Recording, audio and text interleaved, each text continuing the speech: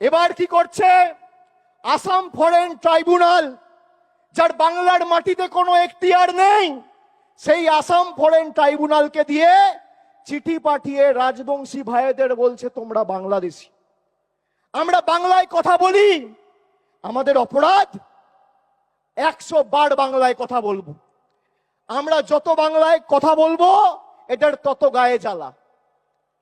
গর্ব করে বলবেন বাংলা। আগে জয় শ্রীরাম বলতো, মনে আছে? ঠেলায় না পড়লে বেড়াল গাছে ওঠে না। এখন বলছে জয় মা কালী, এখন বলছে জয় মা দুর্গা। আর আজকে আমার নাম দিয়ে লিখে রাখুন 21শে জুলাই 2025, আমি বলছি 26-এর পর জয় বাংলা বলাবো, না বলাতে পারলে আমাদের ক্ষমতা নেই।